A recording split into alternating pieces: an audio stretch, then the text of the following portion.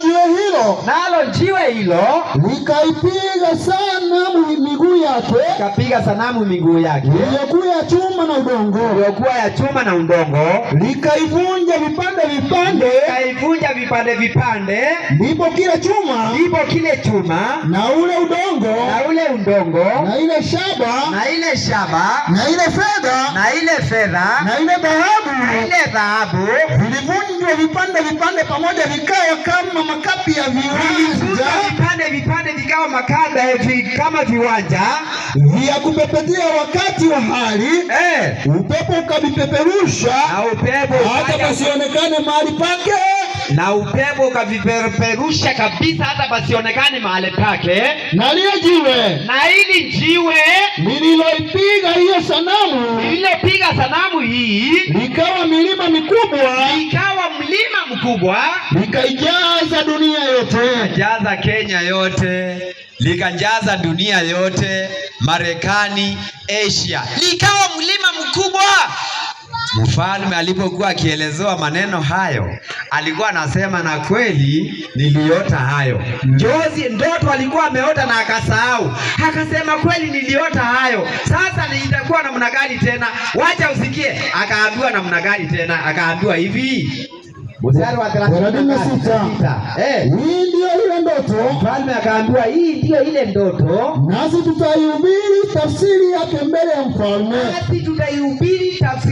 mbele ya mfalme. Mfalme, nikawaambia mfalme wa leo ni wewe ambaye unasikia ujumbe huu, maana inahusu maneno ya siku za mwisho, na ndio maana tunaihubiri. Mfalme wa leo ni wewe unayesikia maneno haya. Alafu wewe mfalme, akaambiwa, sasa wewe mfalme, ufalme wa wafalme, na Mungu wa mbinguni amekupa ufalme, na Mungu wa mbinguni amekupatia ufalme na uwezo. Nebukadneza alikuwa ametawala ufalme, alikuwa na uwezo na nguvu na utukufu, na kila mahali wakapo wanadamu, na wanadamu wote, wanyama wote wa kondeni, na ndege wote wa angani, amewatia mkononi mwako. Alikuwa chini ya mfalme Nebukadneza, nawe amekumilikisha juu ya hao wote, amekupatia utawala juu ya hao wote. Wewe ukitwa kile cha dhahabu. Akaambiwa, wewe mfalme Nebukadneza, ukitwa kile cha dhahabu. Mfalme Nebukadneza akaambiwa, wewe mfalme Nebukadneza, ukitwa kile cha dhahabu. Endelea. Na baada ya zamani zako, wewe ukitwa kile cha dhahabu, na baada ya zamani zako utainuka ufalme mwingine mdogo kuliko wewe. Utainuka ufalme mwingine wa fedha. Utainuka ufalme mwingine wa fedha mdogo kuliko wewe, na ufalme mwingine wa tatu wa shaba, na ufalme mwingine wa tatu wa shaba. Hebu ngoja nielezee kidogo. Yaani Nebukadneza ufalme wake ulilinganishwa na kichwa cha dhahabu. Ndio maana naambiwa baada ya kichwa cha dhahabu kutatokea ufalme mwingine mdogo wa fedha. Kutatokea ufalme mwingine mdogo wa fedha. Ufalme mwingine mdogo wa fedha. Ufalme mwingine mdogo wa fedha. Na baada ya fedha kutatokea ufalme mwingine mdogo wa tatu. Ufalme mwingine wa tatu. Umetoa ile sanamu ya tatu, ile ya tatu. Ufalme wa tatu wa shaba. Ufalme wa tatu wa shaba. Unajua naenda vile ziende vile unanionyesha, mimi naenda vile najua. Hiyo. Ikasema baada yako kutakuwa ufalme mdogo, na baada ya ufalme huo wa tatu wa pili, ufalme mwingine wa tatu. Angalia, ufalme wa kwanza, ufalme wa pili, ufalme wa tatu wa shaba. Mstari wake wa 40. Anasema, leta sanamu. Na ufalme wa 4. Na ufalme wa 4 utakuwa na nguvu. Angalia, 1, 2, 3, 4. Na ufalme wa 4 utakuwa na nguvu mfano wa chuma, minguni ya chuma. Sanamu ilikuwa na miguu miwili ya chuma. Na ufalme wa 4 utakuwa na nguvu kama chuma. Kwa maana chuma huvunja vitu vyote, na kuviseta. mstari wa 41 inasema na kama vile ulivyoziona hizo nyayo za miguu na vidole vyake kuwa nusu udongo wa mfinyanzi na nusu chuma, ufalme ule utakuwa ufalme uliogawanyika, lakini ndani yake. Asante. Sasa nataka leo tujue falme hizo tu peke yake. Nataka tujue falme hizo, tujue hizo falme na tukuje kumalizia na njiwe. Nataka tu tuelewe hizi falme gani hizi, maana zote ziko kwa Biblia. Sasa tunauliza swali kubwa, tunauliza swali namna hii: Nebukadneza ameambiwa ndiye kichwa cha dhahabu, na kichwa cha dhahabu tukaambiwa ni ufalme wa Nebukadneza. Nebukadneza alitawala ufalme gani? Ni ufalme gani aliyokuwa akitawala? Danieli 1 mstari wa kwanza. Danieli 1 mstari wa kwanza. Nebukadneza alitawala ufalme gani? Huyu sasa ndiye mfalme. Huyu ndiye mfalme Nebukadneza. Nebukadneza huyu sasa alitawala ufalme gani? Danieli 1 mstari wa kwanza inasema, Danieli 1:1. Katika mwaka wa 3 wa kumiliki kwake Yehoyakini, katika mwaka wa 3 wa kumiliki kwake Yehoyakini mfalme wa Yuda, Nebukadneza mfalme wa Babeli, mfalme wa Babeli. Babeli inalinganishwa na kichwa cha dhahabu. Kwa hivyo mfalme Nebukadneza alitawala ufalme wa Babylon, Babeli. Babeli ni ufalme ambao ulikuwa unatawala kabla ya Yesu kuzaliwa, miaka ya BC, kuanzia mwaka wa 605 BC na ukaisha mwaka wa 539 BC. Kwa hivyo Babeli ni ufalme uliotawala kabla ya Yesu kuzaliwa, na baada ya Babeli kuisha, ufalme huu ulipoisha, ndio kunaonekana kifua cha fedha, kunaonekana kifua na mikono ya fedha. Kifua na mikono ya fedha ni ufalme gani uliotoa ufalme wa Babylon? Ni ufalme gani uliotoa ufalme wa Babylon? Leo nataka kuguza hizo falme, maana zitatusaidia kuanzia kesho kuendelea. Ufalme uliotoa ufalme wa Babeli ni ufalme gani? Tunaosoma pia katika Biblia. Tuangalie ufalme huu uliondolewa kwa sababu au kumtukuza Mungu. Mfalme wa mwisho kutawala Babeli aliitwa Belshaza. Belshaza alipoanza kutawala, aliweza kutangaza karamu katika serikali yake na akaita watu wakuje kusherekea, kama vile viongozi wa siasa wanapochukua usukani, wanaalika watu karamu, wanachinja vinono, ng'ombe, pombe, kila kitu. Huyo Belshaza alipoanza kutawala, aliita watu kwa karamu, na alipowaita, hiyo ni Danieli 5, alipowaita, Biblia inasema wakanywa pombe, wakasherekea, na mwisho wake wakaitisha vyombo vya Mungu vilivyokuwa vimechukuliwa na Nebukadneza kutoka Israeli. Alikuwa amechukua vyombo vya Mungu vya kutumia Pasaka na akaziweka pombe.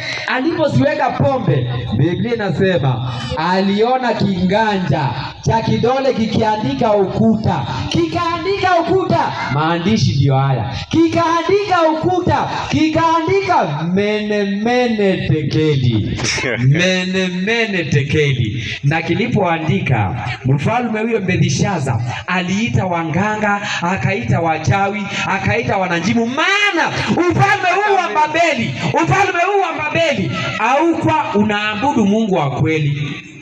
Unajua falme nyingi asiheshimu Mungu, falme nyingi asiheshimu Mungu. Kama ufalme huu wa Babeli haukuwa unaabudu Mungu wa kweli, walikuwa wanaabudu miungu, walikuwa wanaabudu sanamu, miungu ya mawe, miungu ya fedha, miungu ya dhahabu, miungu ya shaba, walikuwa wanaabudu miungu. Kwa hivyo hawaku wanaabudu Mungu wa kweli, wakaweka hizo vitu ndani, wakaita wanganga wakuje kuweza kuwaelezea. Wanganga wakashindwa. Wanganga waliposhindwa, wakakumbuka mtumishi wa Mungu Danieli aliyefunulia Nebukadneza njozi aliyoota, wakamuita akuje kutafsiri. Danieli 5 mstari wake wa 25. Alipokuja kutafsiri maandiko, alimwambia maandiko maana yake ni nini. Ile maandishi yaliandikwa kwa ukuta, alimwambia maandishi haya yana maana gani? Soma, inasema hivi. Na maandiko yaliyoandikwa ni haya. Na maandiko yaliyoandikwa kwa ukuta ni haya. Mene, tekeli na peresi.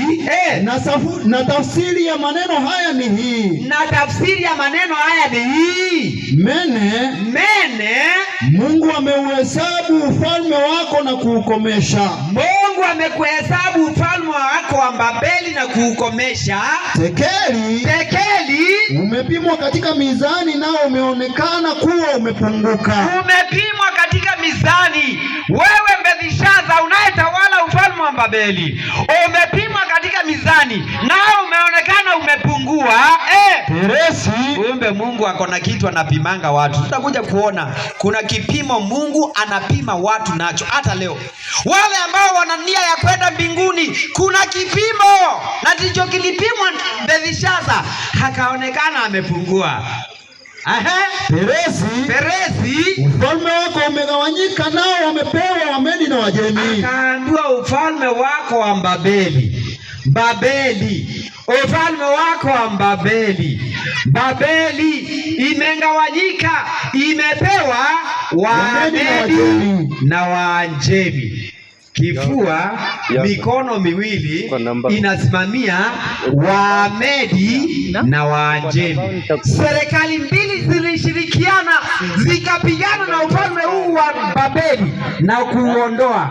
Si usome zilipigana? Zilipigana. Si usome Isaya 51:11. Isaya 51:11. Hizo tunanguza naweka msingi ya kuanzia kesho. Hiyo ni msingi tunaweka. Inasemaje? 51:11 inasema. 51:11. Inasema kitabu cha Isaia. Inasema hivi. Maandiko yanasema, nao waliokombolewa. Isaia ngapi?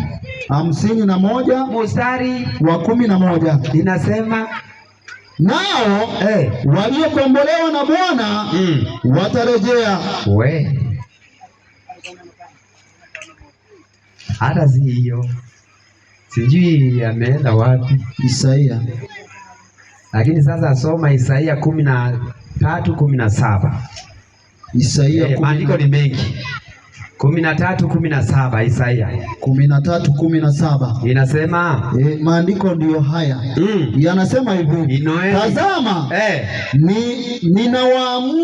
tazama ninawaamsha, nitawaamsha Wamedi juu yao, nitaamsha Wamedi juu ya hawa Babeli, ambao hawaoni fedha kuwa kitu, wala hawafurahii dhahabu, na nyuta zitawaangusha vijana, wa Babeli, wala hawatawahurumia mazao ya tumbo yao. Jicho lao halitawahurumia watoto, na Babeli huo utukufu wa ufalme, uzuri wa kiburi cha Wakaridayo, utakuwa kama Sodoma na Gomora. Mungu aliapa kuangamiza ufalme wa Babeli, na akasema utakuwa kama Sodomu na Gomora. Leo Sodomu na Gomora iko wapi? Sodomu na Gomora iko wapi hapa? Iliisha bwana. Mungu alimpindua ikawa majifu. Na akasema Babeli pia ataimaliza kabisa na haitaonekana tena. Siteremke hiyo Babeli. Endelea hiyo. Hautakaliwa na watu tena. Hiyo Babeli ataimaliza kabisa na haitakaliwa na watu kabisa. Wala watu hawatakaa ndani yake tangu kizazi hata kizazi. Watu hawatakaa ndani yangu tangu kizazi hata kizazi. Mwarabu hatapiga hema yake huko. Hatapiga ama hatapiga? Hatapiga hema yake huko. Rudia tena.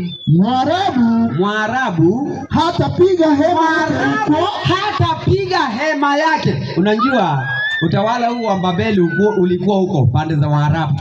Ndiye anasema Mwarabu hatapiga hema yake huko. Endelea.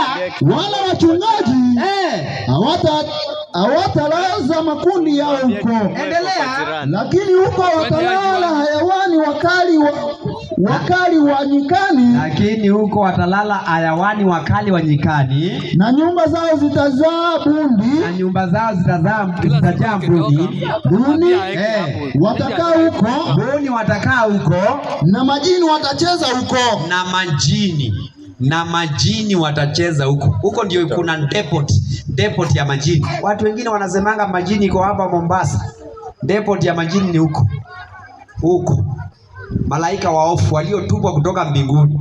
Kwa hivyo Mungu aliapa akasema ataimaliza kabisa kwa sababu ya kiburi. Kwa hivyo akaleta ufalme wa pili kutawala dunia, ulikuwa ufalme wa Waamedi na Waanjemi. Waamedi na Waanjemi walianza kutawala kuanzia mwaka wa 539 BC mpaka mwaka wa 331 BC. Na wao wakatolewa na ufalme wa tatu wa Shaba kutawala dunia. Ufalme wa tatu kutawala dunia tunausoma pia.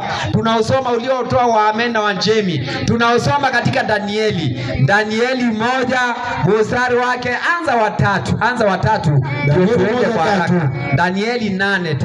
Danieli 8:3 ndio tuende kwa haraka. Danieli 8:3 inasema, Danieli ndiye anaongea hiyo maneno, alikuwa katika mto Ulai akiomba. Endelea, inasema hivi: ndipo nikainua macho yangu nikaona, natazama, mbele ya mtu alisimama kondoo mume. Wapi kondoo mume? Danieli akiwa katika maono usiku akilala, akaonyeshwa kondoo mume. Kondoo mume ndio huyo. Akaonyeshwa kondoo mume mwenye pembe mbili. Alikuwa na pembe mbili, ndio hizi. Na pembe zile mbili zilikuwa ndefu. Na pembe hizi mbili Biblia inasema zilikuwa ndefu, lakini moja ilikuwa ndefu kuliko ya pili. Ilikuwa ndefu kuliko hii ya pili. Na ile iliyokuwa ndefu zaidi, na hii iliyokuwa ndefu zaidi ilizuka mwisho. Endelea. Nikaona huyo kondoo mume akisukuma upande wa magharibi, na upande wa kaskazini, na upande wa kusini, wala hakuna mnyama yeyote awezaye kusimama mbele yake, wala hakuna mnyama aliyeweza kusimama mbele yake, wala hakuna mnyama yeyote awezaye kupokonya mkononi mwake. Endelea. Lakini alitenda kama alivyopenda mwenyewe, akajitukuza nafsi yake. Nami nilipokuwa nikifikiri, tazama, beberu akatoka upande wa magharibi. Beberu ndiye huyo akatokea upande wa magharibi, juu ya uso wa dunia nzima, bila kuigusa nchi. Alikuwa haiguzi nchi, alikuwa anapaa juu. Na beberu yule alikuwa na pembe mashuhuri kati ya macho yake. Beberu huyu alikuwa na pembe mashuhuri kati ya macho yake. Naye akamwendea huyo kondoo mume mwenye pembe mbili. Niliyemwona akisimama karibu na mto. Akamshambulia kwa ghadhabu za nguvu zake. Nikamwona akimkaribia huyo kondoo mume. Akamwonea hasira kali. Akampiga kondoo mume. Akajivunja pembe zake mbili. Na akavunja hizo pembe zake mbili. Na huyo kondoo mume alikuwa hana nguvu kusimama mbele yake. Na huyo akawa hana nguvu kusimama mbele yake. Maana yake ni nini? Mstari wake wa 20 inasema hivi. Yule kondoo mume yule mwana, yule kondoo wako wapi? Sasa amevunjwa bwana, simlete kama hajavunjwa. Yule kondoo mume uliyemuona mwenye pembe mbili, hizo ndizo wafalme wa Umedi na Uajemi. Hizo ndizo falme za Wamedi na Waajemi. Ufalme uliotoa Babylon Empire ni ufalme wa Wamedi na Waajemi. Hizi ndizo falme za Wamedi na Waajemi. Pembe mbili zinasimamia ufalme wa Wamedi na Waajemi. Endelea. Na yule beberu mwenye manyoya mengi ni mfalme wa Yunani, ni mfalme wa Uyunani. Uyunani ni wa Greece Empire. Ufalme huu wa Wamedi na Waajemi ulitolewa na ufalme wa Kigiriki, Greece Empire. Ufalme wa fedha uliondolewa na ufalme wa shaba wa tatu, unaolinganishwa na ufalme huu ambao ni ufalme wa Kigiriki unaolinganishwa na shaba, madini ya shaba. Na ufalme huu nao uliingia mwaka wa 331 BC mpaka 168 kabla ya Yesu kuzaliwa. Je, siurudi sasa yule beberu, siurudi sasa huyu sasa. Lete huyu akiwa peke yake. Hapo. Sasa rudia. Hiyo mstari wa 20 na 20. Inasema yule kondoo mume uliyemwona mwenye pembe mbili, hizo ndizo wafalme wa Umedi na Uajemi. Na yule beberu mwenye manyoya mengi, huyu beberu mwenye manyoya mengi ni mfalme wa Yunani, ni ufalme wa Kigiriki. Na ile pembe kubwa iliyo kati ya macho yake ni mfalme wa kwanza. Huyu alikuwa na pembe. Hiyo pembe inasimamia mfalme wa kwanza wa Ugiriki, mfalme wa kwanza wa Wagiriki. Je, huyu mfalme wa kwanza wa Ugiriki aliyekuwa anaitwa Alexander the Great. Wale ambao tumepitia katika shule hiyo historia tulikuwa tunaisoma tukiwa class 6 tulisoma ufalme wa Kigiriki. Ulikuwa na kijana mmoja aliyekuwa mashuhuri sana, aliitwa Alexander the Great. Kumbe Biblia inaenda na historia. Ndio maana tumesema Mungu anatangaza mahali tumetoka na mahali tunaelekea kupitia historia. Historia iko hapa. Kwa hivyo huyu mfalme alikuwa ametajwa na Biblia hata kabla hajazaliwa, maana Danieli anaonyeshwa mambo haya kabla ya hata Wagiriki kutawala. Anaonyeshwa akiwa katika utawala wa Babylon, ndio anaonyeshwa historia ya dunia mpaka mwisho. Basi ufalme huu wa tatu ulitolewa na ufalme wa miguu ya chuma. Miguu ya chuma ni ufalme wa 4. Danieli 2 mstari wa 40 tuliona miguu ya chuma ni ufalme wa 4 kutawala dunia. Ufalme uliotoa Wagiriki ni ufalme gani? Tunausoma pia katika Biblia. Nataka niweke hizo falme, sitaki kuingia kindani. Nataka tuweke tu kwa Biblia, kwa mujibu wa Biblia, ndio watu waelewe. Basi ufalme huu ni ufalme gani wa 4? Ni ufalme ambao ulitawala miaka ya BC na ukaingia AD. Ni ufalme ambao Yesu alizaliwa ndani yake. Ni ufalme Yesu akizaliwa ilikuwa ndani ya ufalme huu, na umetawala kabla ya Yesu kuzaliwa, na akazaliwa, na Yesu akafa na akaenda mbinguni na akaacha ufalme huu. Huu ni ufalme gani?